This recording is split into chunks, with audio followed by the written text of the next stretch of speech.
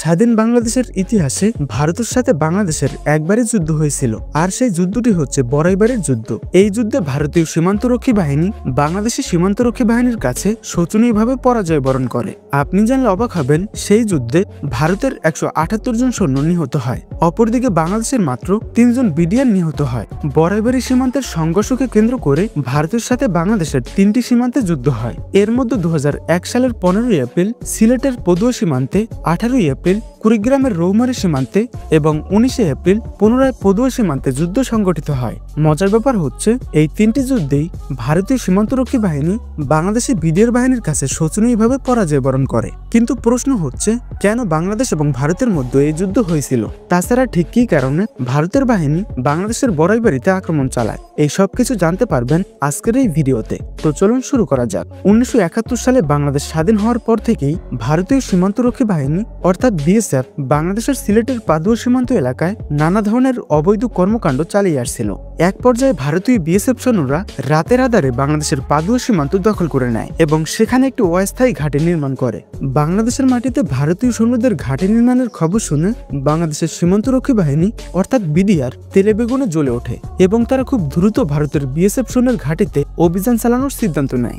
এপ্রিলের 15 তারিখ গভীর রাতে বিডিআর এর তৎকালীন মহাপরিচালক মেজর জেনারেল ফজলুর রহমানের নির্দেশে 400 জন বিডিআর সদস্য পদুয়া অভিযানে অংশগ্রহণ করে এবং তারা পুরোপুরি ভারতীয় সৈন্যদের ক্যাম্প ঘেরাও করে ফেলে। সেই সময় পাদুয়া ক্যাম্পে ভারতীয় 70 জন সেনা সদস্য ছিল, কিন্তু বাংলাদেশের বিডিআর সদস্যের 6 রাউন্ড গুলি ছোড়ার পরই তারা আত্মসমর্পণ করে এবং বিডিআর বাহিনী পদুয়া ক্যাম্পের নিয়ন্ত্রণ নিয়ে নেয়। পদুয়া যুদ্ধে ভারতীয় বাহিনী পরাজিত হওয়ার পর তারা প্রতিশোধ নেওয়ার জন্য মরিয়া হয়ে ওঠে। ঠিক 2 দিন পর পদুয়া থেকে 800 কিলোমিটার দূরে বাংলাদেশের বড়াইবাড়ি দিয়ে ঢুকে বাংলাদেশের বিডিআর ক্যাম্পে আক্রমণ চালায় ভারতীয় বিএসএফ। 18 এপ্রিল ভোর রাত 3টায় সাইফুল ইসলাম নামক একজন কৃষক ধান খেতে সেচ দিতে গিয়ে দেখতে পায় শত শত ভারতীয় সদস্য ভারী অস্ত্রশস্ত্র নিয়ে কাঁটাতারের বর্ডার পাড়ি দিয়ে বাংলাদেশে ঢুকছে। এ সকল ভারতীয় সেনাদের উদ্দেশ্য ছিল ভোরের আলো ফোটার আগেই বিডিআর এর বড়াইবাড়ি ক্যাম্প দখল করে নেয়া। তখন ভারতের বিএসএফ এর একজন সদস্য সাইফুলের কাছে হিন্দি ভাষায় জিজ্ঞেস করে, বিডিআর এর ক্যাম্প কোথায়? হিন্দি ভাষায় কথা বলার কারণে সাইফুল ইসলাম বুঝতে পারে এরা ভারতের বিএসএফ সদস্য। তখন সাইফুল ইসলাম বুদ্ধি করে বিডিআর ক্যাম্পের মতো একটি পরিত্যক্ত বাড়ি দেখান, যাতে তারা বিভ্রান্ত হয়, আর বিএসএফ সেটিকে ক্যাম্প ভেবে সামনে এগোতে থাকে। এই সুযোগে সাইফুল ইসলাম বড়াইবাড়ি ক্যাম্পে গিয়ে বিডিআর এর কাছে সব ঘটনা বলে দেয়, আর বিডিআর এলাকাবাসীকে নিরাপদ স্থানে নিয়ে যায় এবং ভারতীয় বিএসএফ এর সাথে মোকাবিলা করার জন্য প্রস্তুত হন। সাইফুল ইসলাম যখন বিডিআর ক্যাম্পে যায় তখন ক্যাম্পে মাত্র 8 জন সদস্য ছিল, অপরদিকে ভারতীয় বিএসএফ সদস্য ছিল 500 জনেরও বেশি। ভারতীয় সৈন্যের সামনে বাংলাদেশের সৈন্যের সংখ্যা অতি নগণ্য হলেও বিডিআর এর প্রতিটি সৈন্যের মনে ছিল অসীম সাহস এবং সেই সাথে ছিল দেশের মাটি রক্ষা করার দৃঢ় সংকল্প।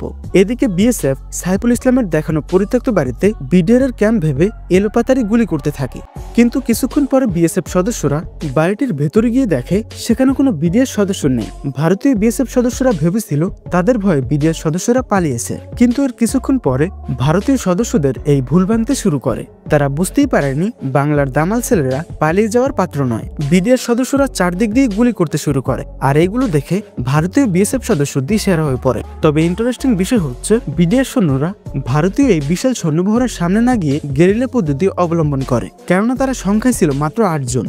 আর এই 8 জন সৈন্য নিয়ে ভারতের এতগুলো সৈন্যের সামনে যুদ্ধ করা মোটেও সহজ কাজ নয়। তাই তারা আগে থেকেই গ্রামের ভিন্ন ভিন্ন জায়গায় ফাঁদ পেতে থাকে। এদিকে বিএসএফ ক্যাম্পের দিকে অগ্রসর হলে বিডিআর সদস্যরা মেশিন গান দিয়ে গুলি করতে শুরু করে, আর এই একটি মেশিন গান দিয়ে 1 মিনিটে 700 গুলি করা সম্ভব। বিডিআর সৈন্যরা বিভিন্ন দিক দিয়ে গুলি করার কারণে ভারতীয় বিএসএফ ভেবেছিল হয়তো বাংলাদেশের সৈন্যরা আমাদেরকে চারদিক দিয়ে ঘেরাও করে ফেলেছে, হয়তো বিডিআর এর সৈন্য সংখ্যা তাদের তুলনায় অনেক বেশি, কিন্তু বাস্তবে মাত্র 8 জন বাংলাদেশি সৈন্য তাদের সাথে যুদ্ধ করেছিল। বিডিআর এত কম সৈন্য নিয়ে যুদ্ধ চালিয়ে যাচ্ছে সেটা মোটেও টের পায়নি বিএসএফ। প্রায় 2 দিন ব্যাপী এই যুদ্ধে মাত্র 3 জন বিডিআর নিহত হয়, অপরদিকে ভারতের 178 জন বিএসএফ সদস্য নিহত হয়।